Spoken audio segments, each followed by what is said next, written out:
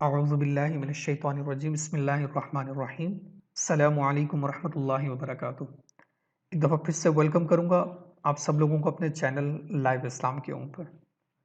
इंशाल्लाह हम अपने आज के सबक में पढ़ेंगे मूवमेंट्स यानी कि हरकत।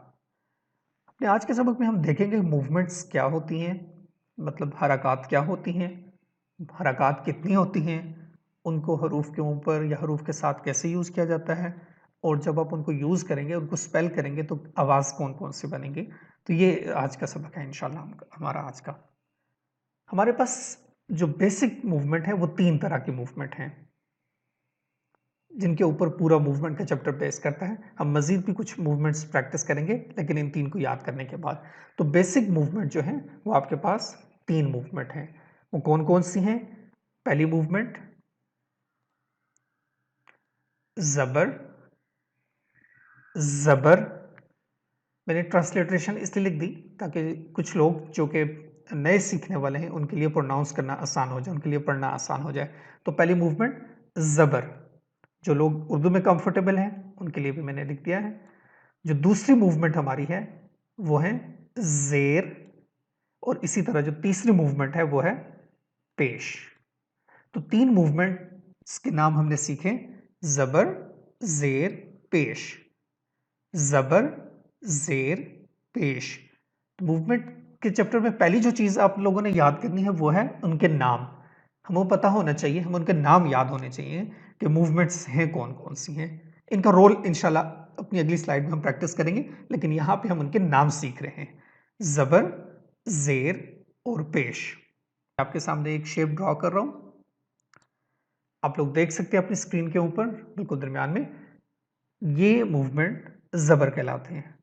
लेकिन ख्याल रहे कि ज़बर हमेशा हर्फ के ऊपर ही आता है, कभी भी हर्फ के दाएं बाएं नहीं आती ये शेप। अगर तो ये मूवमेंट, यही शेप अगर किसी हर्फ के नीचे होगी तो वो एक डिफरेंट मूवमेंट होगी। लेकिन अगर ये मूवमेंट जो मैंने आपके सामने ड्रॉ की है, अगर ये किसी हर्फ के ऊपर आपको नजर आ रही है तो इसको ज़बर कहा जाता है। इसी तरह जैसे मैंने अभी आपको कहा कि अगर ये मूवमेंट किसी हर्फ के नीचे आ जाए तो फिर इस मूवमेंट को कहते हैं ज़ेर। ज़बर और ज़ेर में एक ही फ़र्क है कि ज़बर किसी भी हर्फ के ऊपर आता है और ज़ेर किसी भी हर्फ के नीचे आएगा।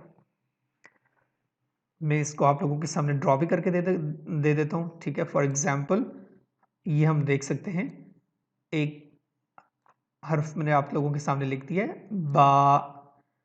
तो ज़बर बा के ऊपर या किसी भी हर्फ के ऊपर इस तरह आएगा।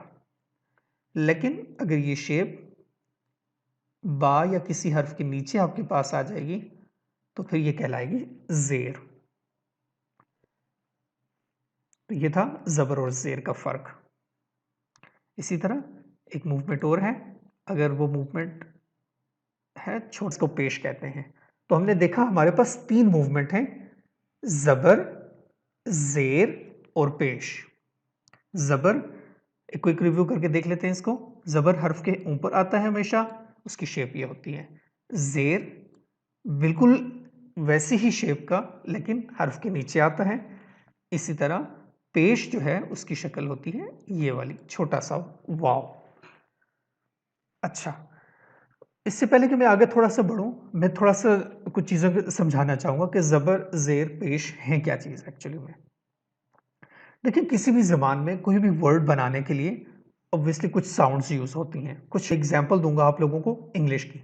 जैसे कि इंग्लिश में हमारे पास हमें मालूम है कि कुछ हर्फ जो हैं पूरी ABCD में तमाम अल्फ़ाबेट्स में से कुछ ऐसे अल्फ़ाबेट्स हैं जिनको वावल्स भी कहा जाता है। वो कौन-कौन से हैं? A, E, I, O, U। ये AEIOU, आई एम श्योर जो लोग इंग्लिश बोलते हैं, ज़्यादातर हमें स्कूलों में भी पढ़ाया जाता है AEIOU का जो फंक्शन है, ठीक है। अब अगर आप देखें, कोई भी वर्ड AEIOU की मदद के बगैर नहीं बनता। हम कोई भी वर्ड उठा के देख लें अंग्रेजी का, उसमें इनमें से कोई ना कोई वावल या एक से ज़्यादा वावल यूज़ होते हैं। कोई नाम उठा लें, किसी चीज़ का नाम उठा लें, किसी जगह का नाम उठा लें, उनमें कोई ना कोई वावल यूज़ होता है। तो इसी तरह क्योंकि अरेबिक भी एक ज़ुबान है, मैंने आपसे कहा कि देखिए ये एक अरेबिक एक लैंग्वेज है, ठीक है? हम अरेबिक लैंग्वेज के हवाले से बात करेंगे, ठीक है? तो इसी तरह अरेबिक में भी आपको कुछ आवाज़ें बनानी होती हैं, कुछ ऐसे हर्फ हैं, ठीक है, जो हमें कुछ आवाज़ें देते हैं जिनकी मदद से हम बाकी वर्ड्स को बनाते हैं। ज़बर ज़ेर पेश हमें वो बेसिकली वो साइन ऐसे हैं, ठीक है, जो हमें हेल्प करते हैं कि हमने उनके साथ-साथ कौन-कौन सी आवाज़ें बनानी हैं। तो मुख्तसर ये बात है कि आपके पास ज़बर ज़ेर पेश जो हैं, जो ये ज़बर ज़ेर और पेश जो हैं, ये अरेबिक वॉवल्स भी इनको कहा जाता है। जब किसी वर्ड के ऊपर ज़बर होगा, तो आपने वहाँ पर ए की आवाज़ बनानी है। ज़बर इज़ इक्वल टू ए आप कह सकते हैं इसको, ठीक है? फिर इसी तरह अगर कहीं पे ज़ेर है, तो आपने वहाँ पर ई या फिर आई की आवाज़ बनानी होगी। इसी तरह अगर आपके पास पेश आ गया है, तो आपने या तो आपने ओ की आवाज़ बनानी होगी या फिर आपने यू की आवाज़ बनानी होगी। तो आप देख सकते हैं ए, ई, आई, ओ, यू आपके पास तमाम वॉवल्स जो है ना कि वो कंप्लीट हो गए। तो ज़बर इज़ इक्वल टू ए इसको अगर मैं अरेबिक में लिखूं तो आपने इसके साथ ज़बर के जब भी किसी हर्फ के ऊपर ज़बर होगा तो आपने उसमें एक अलिफ की आवाज़ को ऐड करना होगा।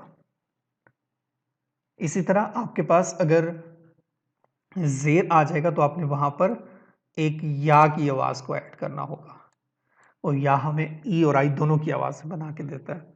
इसी तरह वाव जब किसी भी हर्फ के ऊपर पेश होगा तो आपने वहां पर एक वाव की आवाज़ को ऐड करना होगा। तो अरेबिक के अल्फ़ाबेट्स जो हमने पढ़े थे, ठीक है? उनमें से वॉवल्स अगर हम देखें तो अलिफ, या और वाव ये यहाँ पे 3 वॉवल्स आ गए हैं। इनको शॉर्ट वॉवल भी कहा जाता है, ठीक है? क्योंकि शॉर्ट वॉवल मैं इसलिए कह रहा हूँ क्योंकि हम आगे आने वाले चैप्टर में हमारे जो आगे आने वाले सबक हैं उनमें हमने एक लॉन्ग वॉवल्स का भी एक चैप्टर आएगा। तो यहाँ पर हमने देख लिया कि अलिफ, या और वाव 3 लेटर इस तरह के हैं, ठीक है? जो कि हमें कुछ साउंड्स प्रोवाइड करते हैं। जब जैसे कि मैंने आपको बताया कि ज़बर हमें खड़ी ज़बर हमें जो है वो अलिफ की आवाज़ देगा, यानी कि ए की आवाज़। ज़ेर हमें या की आवाज़ देगा, मतलब ई या फिर आई की आवाज़। और इसी तरह पेश हमें वाओ की आवाज़ देगा। अगर इंग्लिश के साथ कंपेयर करें तो मतलब हमें यू या फिर ओ की आवाज़ हमें बना कर देगा। तो ये तो सारा इनका बैकएंड के ऊपर फंक्शन के मूवमेंट्स को आपको कैसे यूज़ करते हैं और क्यों यूज़ करते हैं। अब हम इनको प्रैक्टिस करते हैं कुछ हरूफ के ऊपर। मैं कुछ हर्फ आपके सामने लिखता रहूंगा, ठीक है, और साथ साथ में हम उनको एक्सरसाइज भी करते जाएंगे। हम पहला हर्फ ले लेते हैं, फॉर एग्जाम्पल नून। अगर नून के ऊपर जबर होगा तो आप उसको पढ़ेंगे जैसे मैंने आपको बताया कि आपने करना क्या है। आपने करना यह है कि उसमें आपने एक नून पढ़ना है, ठीक है, और एक इस जबर की जगह आपने उसमें एक अलिफ ऐड कर देना है और ये नून और एक अलिफ मिलके बन जाएगा ना। ना, नून जबर ना, नून जबर ना। मैं समझाता चलूं, ये जो है मैंने इसकी राइटिंग पोजीशन लिख दी है, ठीक है, और ये इसकी रीडिंग पोजीशन है, ठीक है। लिखने में जब भी आपके पास अलिफ आएगा, जब भी लिखने में जब भी आपके पास नून आएगा वो इस तरह होगा, नून जबर ना के साथ, ठीक है। लेकिन समझाने के लिए मैंने इसको थोड़ा सा मजीद डिटेल में लिख दिया। नून ये एक्चुअली में हम करते क्या हैं, जब आपके पास नून के ऊपर जबर होता है तो आप उसके साथ एक अलिफ की आवाज ऐड करते हैं। मैंने आप लोगों से यही कहा था। इसी तरह अगर नून या किसी हर्फ के ऊपर ज़ेर होगी तो आप क्या करेंगे, आपने उसके नून में एक या को ऐड करना है। तो जब आप नून को या के साथ ऐड करेंगे तो आपके पास बन जाएगी आवाज नून ज़ेर नी। नून और या मिल के आपस में नी बन जाएगा, नी। जैसे मैं यहां पे लिख देता हूं ना। इसी तरह अगर आपके पास एक हर्फ नून पेश के साथ आ जाएगा तो आपने क्या करना है, उसके अंदर आपने उसमें एक वाव की आवाज को ऐड कर देना है, जैसे कि नून। और अगर जब आप उसमें एक वाव को ऐड करेंगे तो नून और अगर वाव मिल के आपके पास आवाज बनेगी नू की, नू। ठीक है, तो ये हमने देखा कि आपके पास एक जो मूवमेंट थी, जो बेसिक मूवमेंट है, नून जबर ना, नून जेर नी और नून पेश नू। नून मैंने एक एग्जाम्पल के तौर पे लिया, यहाँ पर सब हरूफ के साथ आपने इसी तरह ही पढ़ना है। हम अपने अगली स्लाइड में यही कुछ प्रैक्टिस और भी करेंगे, ठीक है, कुछ और हरूफ के साथ भी हम इनको प्रैक्टिस कर लेते हैं। फॉर एग्जाम्पल जीम, जीम जबर जा,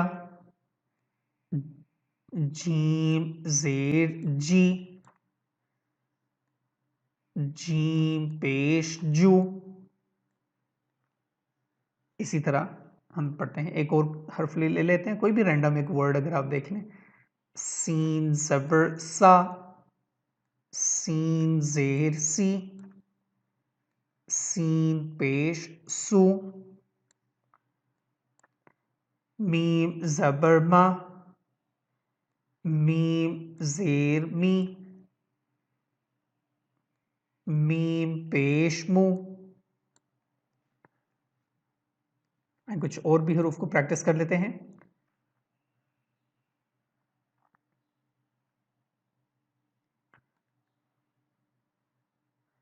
दाल जबरदा, दाल जेर दी, दाल पेश दू, लाम जबर ला, लाम जेर ली, लाम पेश लू, कौफ जबर कौ, कौफ जेर की, कौफ पेश कू। ये मैंने आपके सामने चंद हरूफ को प्रैक्टिस किया।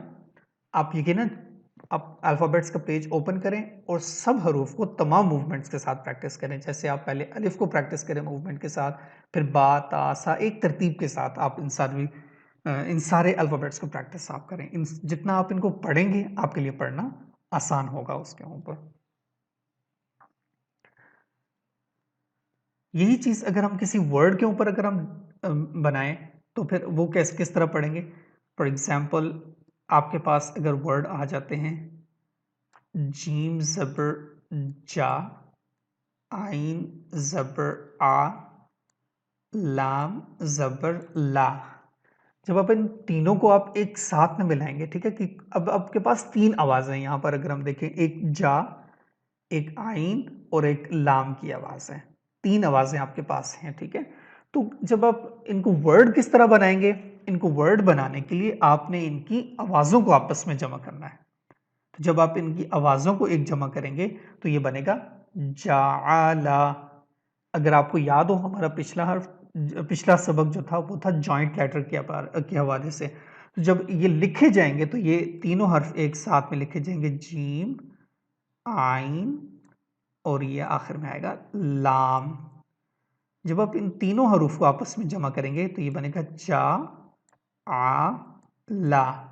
आपने इन तीनों आवाजों को जमा करना है और तीनों की आवाजों को जमा करके एक साथ में पढ़ेंगे, जाला, जाला। कुछ और वर्ड भी हैं जैसे कि काताबा, काताबा, काताबा। जब आप इन तीनों आवाजों को एक जमा करेंगे तो वो आपके पास एक वर्ड बन जाएगा। काताबा हमने पढ़ लिया। कुछ चीजें मैं यहां पे और भी ऐड करता चलूं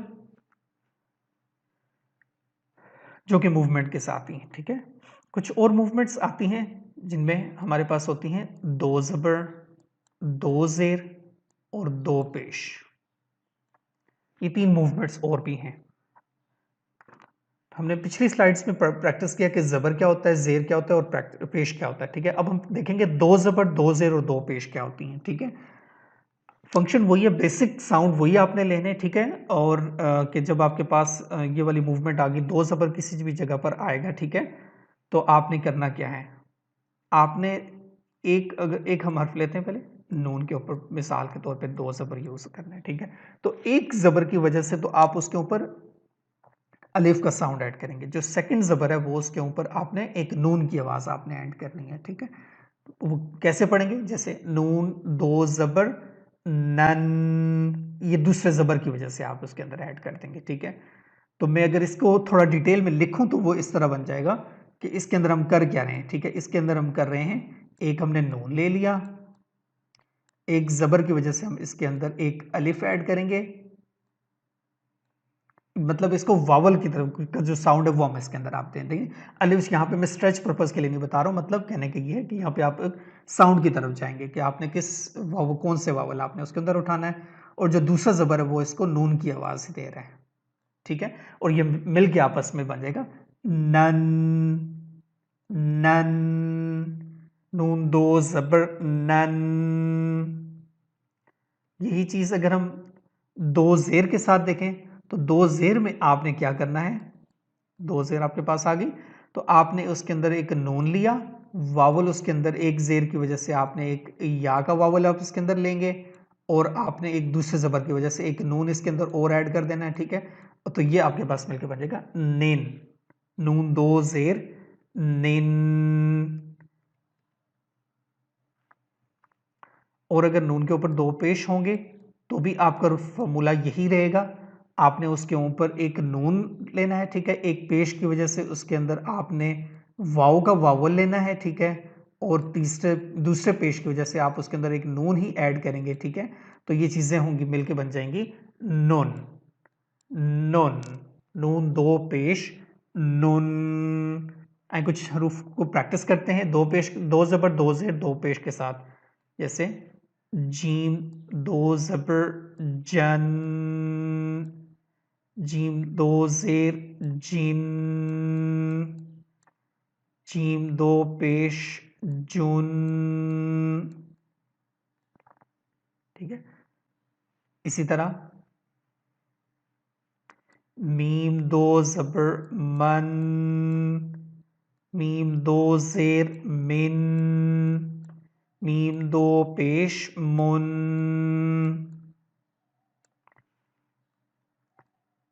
कॉफ 2 ज़बर कन, कॉफ 2 ज़ेर किन, कॉफ 2 पेश कुन। तो ये अब हमने 2 ज़बर 2 ज़ेर और 2 पेश को भी मुकम्मल किया। एक चीज यहां पे हम और ऐड करेंगे जो कि मूवमेंट के साथ ही रिलेट करती है, ठीक है? वो है जिनको मैंने आपसे कहा था कि लॉन्ग वॉवल्स भी हम कहते हैं पढ़ेंगे, खड़ी जबर, खड़ी जेर और उल्टा पेश। इसको स्टैंडिंग जबर, स्टैंडिंग जेर और इन्वर्टेड पेश भी कहा जाता है, ठीक है? स्टैंडिंग जबर, खड़ा जबर या खड़ा जबर इसलिए कि अब आप देख सकते हैं इसकी पोजीशन ये वाली नहीं रही, इसको बल्कि स्टैंड अप पोजीशन में हम लेकर आ गए, तो इसलिए यहाँ इसको खड़ी जबर, खड़ी जेर और उल्टा पेश भी कहा जाता है। उल्टा पेश इसलिए कि उसको हमने 180 डिग्री पे रोटेट कर दिया है, क्योंकि असल पेश की अगर हम शेप देखें तो वो ये है, लेकिन अब इसको आप बिल्कुल रोटेट कर देंगे तो आपके पास ये वाली शेप बन जाएगी, इसलिए इसको उल्टा शेप भी कहा था क्योंकि हमने इसको उल्टा कर दिया यहाँ पे, ठीक है? अच्छा, इनको लॉन्ग वॉवल्स भी कहा जाता है। लॉन्ग वॉवल्स इसलिए कहा जाता है कि अब जब आपके पास किसी भी लेटर के ऊपर खड़ी जबर, खड़ी जेर या उल्टा पेश है तो फिर आप उसको खींच के पढ़ते हैं तकरीबन तकरीबन 1 अलिफ की मिकदार के बराबर, जो कि अप्रोक्सीमेटली 1 सेकंड की आवाज बनती है, 1 सेकंड तक की बनती है। खड़ी जबर, खड़ी जेर और उल्टा पेश इसलिए इनको कहा जाता है। अच्छा, इनको अब हम किसी दूसरे कुछ हरूफ के साथ हम इनको प्रैक्टिस करके देखते हैं। अच्छा, जब आपके पास खड़ी ज़बर किसी हर्फ के ऊपर होगी तो आपने वावल वही लेना है, ठीक है, जो कि उसका ओरिजिनल वावल है। जैसे जो ज़बर का वावल है, जो ज़ेर का वावल है, वही इसके ऊपर आप ऐड करेंगे और पेश के साथ भी आप वही ऐड करेंगे। जैसे कि अगर कोई हर्फ अगर हम देख लेते हैं, जैसे कि नून ही है, ठीक है, अगर उसके ऊपर खड़ी ज़बर आ जाएगा तो आपने नून ज़बर ना जिस तरह पढ़ते थे आवाज़ वही रखनी है, लेकिन आपने उसकी जो साउंड है, जो ना की जो साउंड है, उसको आपने प्रोलॉन्ग करना है, उसको थोड़ा सा आप खींच के पढ़ेंगे। जैसे कि नून खड़ी ज़बर ना, अगर हम ज़बर की आवाज़ के साथ कंपेयर करें तो ज़बर की आवाज़ बनती थी नून ज़ेर नी, सॉरी, नून ज़बर ना, लेकिन जबकि इसके मुकाबले में खड़ी ज़बर जो है वो बन रहा है ना। अगर हम देखें साउंड सेम है दोनों का, लेकिन दोनों की लेंथ मुख्तलिफ है। तो यही फ़र्क है ज़बर और खड़ी ज़बर के अंदर। ज़बर को इसलिए शॉर्ट वोवल कहा जाता है और खड़ी ज़बर को खड़ी ज़बर, खड़ी ज़ेर, उल्टा पेश को लॉन्ग वोवल भी इसीलिए कहा जाता है। यही फॉर्मूला आपने खड़ी ज़ेर के साथ भी अप्लाई करना है। नून खड़ी ज़ेर नी, नी। अगर इसको कंपेयर करें ज़ेर की आवाज़ के साथ तो नून ज़ेर नी और खड़ी ज़ेर नी। और अगर नून के ऊपर आ जाएगा पेश, उल्टा पेश, तो आप उसको भी वैसे ही पढ़ेंगे। पेश की आवाज़ देते हुए ही उसको आपने खींच के पढ़ना है। नून उल्टा पेश नू, नून खड़ी ज़बर ना, नून खड़ी ज़ेर नी, नून उल्टा पेश नू।